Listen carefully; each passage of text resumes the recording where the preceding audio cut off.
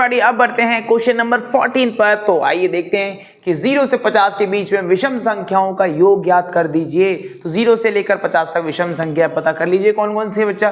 पहली विषम संख्या बताइए, 1 होती है, दूसरी 3 होती है, 5 होती है, 7 होती है, ऐसे 9 होती है, ऐसे जाना है कहाँ तक बच्चा 50 तक। 50 तक बच्चा अलग कौन सी लास्ट संख्या बताइए कौन सी होने वाली। 50 से पहले होनी चाहिए, 50 से पहले विषम संख्या 49 होगी, फिर 49 होगी। ठीक है, चलो सबसे पहले एपी ही बना ली जाए। क्या एपी ही बना ली जाए? चलो एपी बनाते हैं पहले। ठीक है, तो हमारी एपी बनेगी पहले, बड़ी सुंदर सी एपी बनने वाली है। तो ये लीजिए आपकी एपी शुरू करते हैं ना।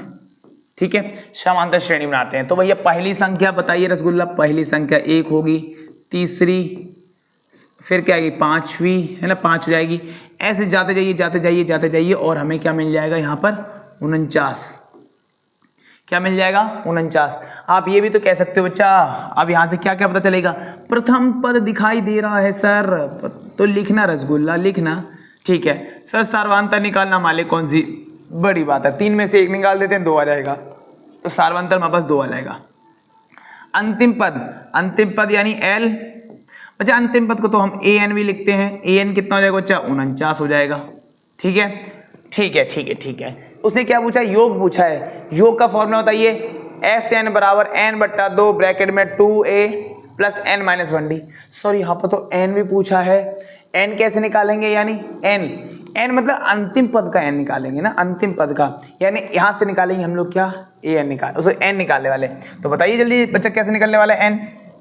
सर कितनी सिंपल सी बात है, ए एन का फॉर्मूला हमें पता है ना, ए प्लस एन माइनस 1 डी बराबर 49। ठीक है, तो ए का मान कितना है बच्चा 1 है हमारे पास, है ना, प्लस एन माइनस 1, डी का मान बोलो बच्चा, डी का मान 2 है सर, 2 है, तो कितना हो जाएगा 49। ठीक है, तो एक को उधर भेज दीजिए, तो क्या बचने वाला इधर एन माइनस 1 और साथ में 2 गुणा में, और सामने 49 में से 1 चल जाएगा, तो कितना बचेगा 48 बचेगा। कितना बचेगा 48 बचने वाला है ना। चलिए यहाँ तक तो कोई समस्या है ही नहीं हमारे पास, तो इसको शिफ्ट करते हैं फिर हम आगे बढ़ते हैं। ठीक है, तो ये लीजिए 48 आ गया ना। अब क्या करना है, 2 को उधर भेज दिया जाए। चलो ये साइन लगाओ पहले, ये साइन लगाओ पहले। ठीक है, तो क्या करना है, क्या बचने वाला है बच्चे, 2 उधर भेजा जाए, यानी n माइनस 1 बराबर 48 बट्टे में 2, काटो इसको, कटिंग की जाएगी तो कितना आने वाला है 24। ठीक है, 1 माइनस हो जाके क्या रहेगा प्लस हो जाएगा बच्चा, प्लस हो जाएगा, यानी n बराबर ये माइनस हो जाके प्लस हो जाएगा, यानी 25। क्या रहेगा 25 आ गया। मेरा स्कूल इतना समझ आया, इतना तो क्लियर हुआ ना। ये तो सिंपल है। क्यों n निकाल रहे हैं, क्योंकि हमें एस एन में जरूरत पड़ेगी। एस एन का सूत्र क्या होता है, n बट्टा 2 ब्रैकेट में फलाना ठिकाना होता है, पता ही होगा आप लोगों को। तो उसके लिए मुझे n निकालना पड़ गया। ठीक है, मुझे उसके लिए n निकालना पड़ गया। ठीक है, क्या ये बात समझाइए। चलो अब लगा देते हैं अपना फॉर्मूला एस एन वाला। ठीक है, कि हमारे पास n भी आ गया, a भी आ गया, d भी आ गया और l भी है हमारे पास, l भी हमारे पास है। चलिए फिर देखते हैं कैसे निकलेगा क्वेश्चन का आंसर। बड़ी आसानी से निकलने वाला है ना, देखो इतना तो कोई दिक्कत ही नहीं यहाँ तक, है ना, कोई दिक्कत नहीं है। लगाइए फॉर्मूला बच्चा, क्या फॉर्मूला होगा, एस एन बराबर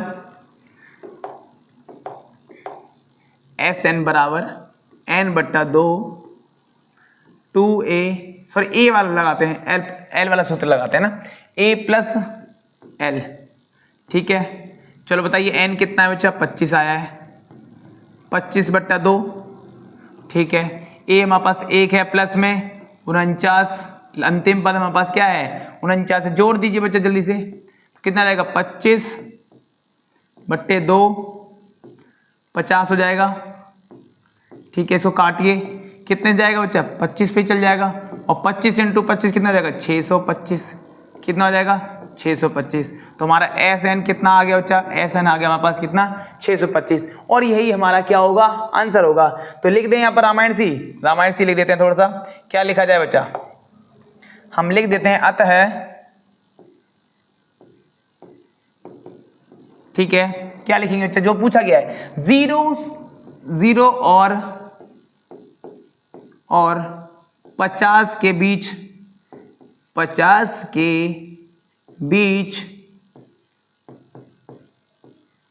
विषम संख्याओं का योग, संख्याओं का योग कितना होने वाला है बच्चा? 625, 625 होगा। बस इतनी सी बात लिखिए और हमारा क्वेश्चन फिनिश। ठीक है, हो गया। लास्ट में लिख दिया हम लोगों ने 0 और 50 के बीच में विषम संख्याओं का योग 625 होगा। जो इसने पूछा था वो हमने निकाल दिया।